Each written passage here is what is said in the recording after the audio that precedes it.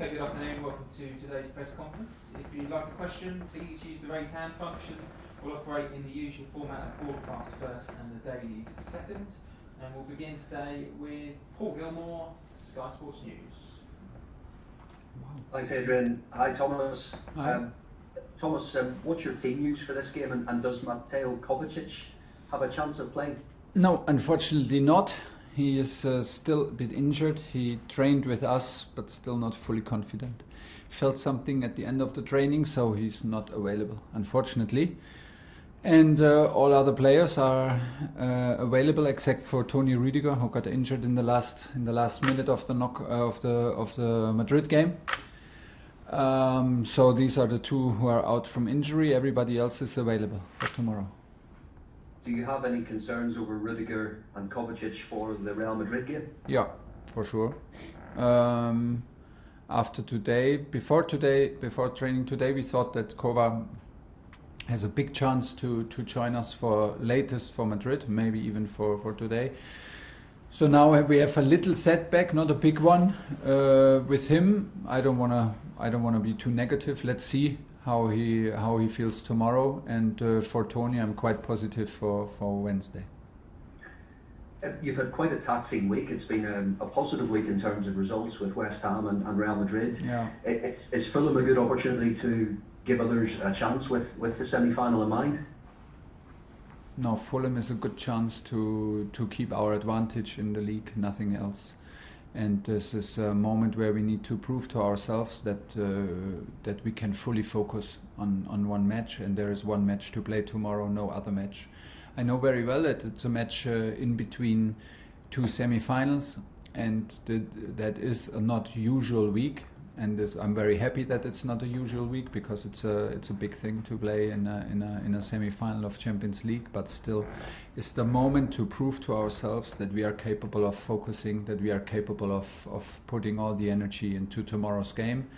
This starts clearly with me, with the lineup, with the preparation, with the talk, and the mindset from the coach, and then towards the staff, to the players. And this is what we have to prove to ourselves tomorrow. Andreas Christensen said this week there have been no talks over a contract extension for him. In your opinion, as the coach, do you feel he's done enough? Do you think his long-term future will be at Chelsea? I think it's the best if he talks on the pitch, and as long as he is on the pitch, and as long he plays like he plays, he has all arguments, all rights to be here. I think he is happy to be here. I am happy that he's here. So I will not get involved into any other situation, into talks and negotiations. I never did, and I never will. But I think he speaks for himself on the pitch, and this is the most important. And this is not the moment now to get distracted with any other issues.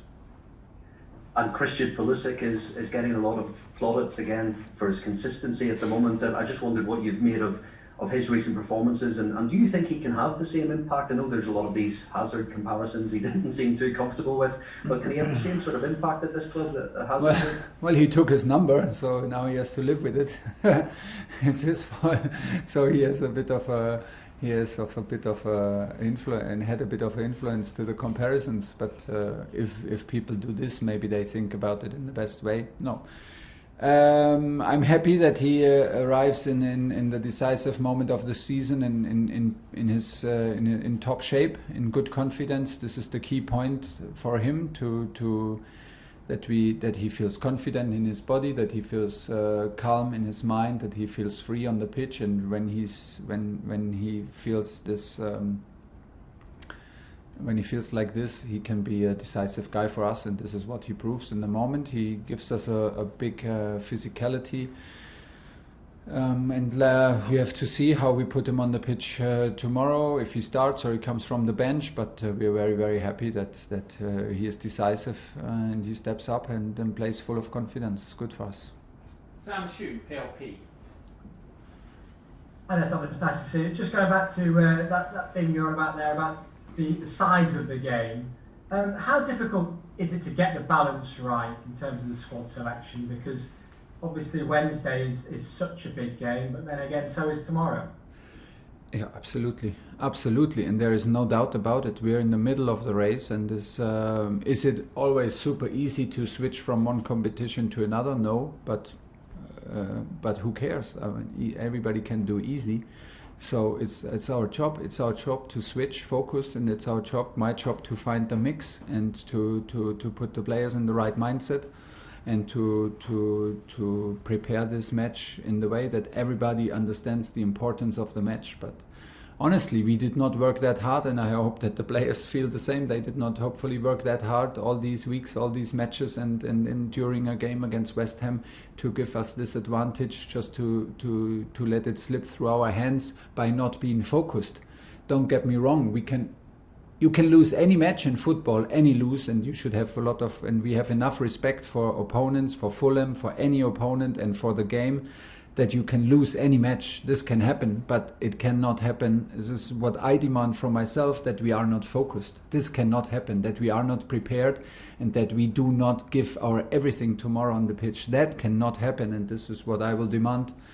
What I demand from myself, and I will demand from everybody who arrives tomorrow in the hotel at 11 o'clock to prepare this match. I want us to be fully on, and to give our very best, and not hold back 1%, because this is not what it is about in sports, and we work too hard for this situation to let it slip by not being focused.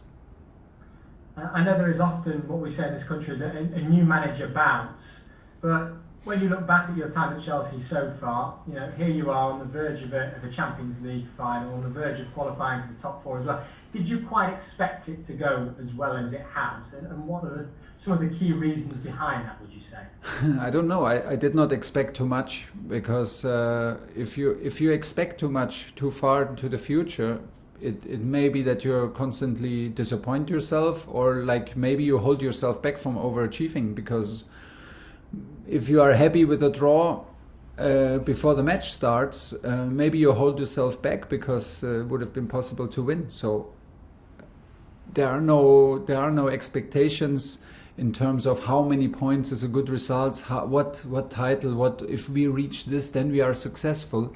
It never feels like this, not in academy football, not in Bundesliga, not in French league football, and not here. This was never like how I thought about and how I approached this, all challenges that I was facing, and with my staff and my team. What we do is we push ourselves to the limit, and we demand the very best from ourselves, and this is a huge challenge that we stepped into Premier League, into Champions League, into FA Cup, and once we play a competition with Chelsea, we play to win. It's as simple as that, and this is what I demand of myself. Can we win all matches from now on till the end of the whatever year? No, probably not, but we will try to win every single match and nothing else. This is what we expect from us, and I will be never fully satisfied when we play a draw. I will be always super angry when we lose. It's part of my personality. It's part of the DNA of this club. So it's like how the players tick. This is how it works, and it works in no other ways than step by step. And the most important for tomorrow is that we accept that the next step, and the most important step, is tomorrow against Fulham. John Southall, 5-9. Hi, Thomas. Have you ever been involved in a more relentless schedule than this? You had 8 games in April, and after the Fulham game, you've got Real Madrid, Manchester City, Arsenal, then Leicester. I mean, is there a danger that it's going to take its toll at some stage? Yeah, it's brutal, honestly. It's brutal. But, I mean, we played in France the same amount of games, 2 cups, also 20 teams in the league, and so we got a impression. But of course, the intensity of the league, the challenge of the league is very, very different now here. It's another level, again another level. And it's like you said, it's quite relentless, and this is. But it keeps you on your front foot, and it keeps you coming out of bed early. There is simply no time to breathe. There is no time to sit back and get too relaxed, too comfortable. And this is a good thing. It sharpens your mind, it sharpens your mentality, and this is what I find very impressive in this club. Everybody is on the front foot. The dressing room, the players are totally aware of these challenges and what it demands, and they totally live up to it in recovery, in the way how they approach their job, in the time they spend here in the club. Everybody in the club is fully aware what it takes to be in shape. And this is very impressive, and that's why, although it's super demanding, we feel very comfortable because we arrive any game with the knowledge and the deep conviction. Yeah. The conviction that we are prepared for this, and we can perform on this level and we can adapt. Last one, John. And just obviously it's Fulham tomorrow. Ruben Loftus-Cheek is there. Are you keen to get him back next season? Does he have a role to play for you, do you think, at Chelsea? It's not decided yet. I was quite a fan of him in his when he was even younger. He's still young, but when he was even younger and he came up from academy, I think, and into professional football here at Chelsea, he reminded us a little bit of, in his style of play and his in his movements, reminded a bit of Michael Ballack. So there were some links about him all the time, also with maybe a move to German league and stuff like that. So we were well aware of him and of his talent.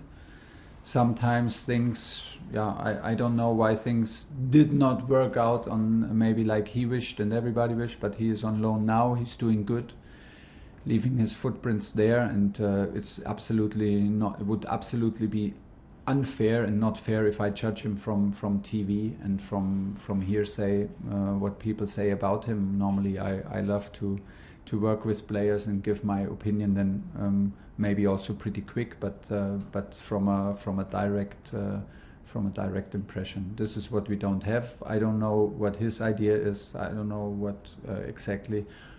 Honestly, what my opinion is and what the club's opinion is, there's no decision made yet. Declan, Talk Sport. Afternoon, Thomas. Unmute yourself, Declan. Try again. That's it. There you go. Hey, Tom. Afternoon, Thomas. Just a quick two from me. You told us after the game in Spain, Timo Werner just needs to keep his head up. Yeah. Now, although he's been putting in good performances, it's 3 goals in 33 games. Are you slightly concerned by the lack of goals he's rewarding with the team? Do we wish for more goals? Yes. Does he wish for more goals? Yes. But concerned would mean that we focus on the lack of goals, but we focus on the goals, and he should trust. What I mean is he should keep his head up, because he should trust his instincts. He did his whole career nothing else than scoring. And it's important that he trusts his instincts and that he keeps on focusing to score, because this is what he does and this is what he used to do. And this is what he needs to do. What is the worst case scenario when the next chance comes? Okay, that he misses a chance. I mean, there are millions and billions of people out there who never have a chance to take and never can play on this level. So okay, if the worst thing is that you miss another chance, okay, so take it, because there will maybe come the next one. But yes, I just wanted to be very honest also with you and with the questions, and like with Timo, are we happy when he misses a chance like he missed in the last game? No. Is it about quality? No. It's about confidence, about the momentum, about maybe trusting his instinct more and not overthink it. But it's easier said than done. I never scored a goal in my whole career, and if I did, it was like birthday and Christmas at the same day. So it's easier said than done. But I don't wanna also be I don't want to make the problem bigger than it is. It is what it is, and he has to go through it. That is his life, and he can be very happy about it. So fight your way through. That's the point, and he's doing this. Thanks for that. And lastly, there is a social media boycott across the weekend from the Premier League right down to the Championship, and Sport are on board with that as well. I just wanted to ask you, why do you think it's so important, not just for players, coaches, but fans and the everyday person, to really get back and really back this campaign this weekend?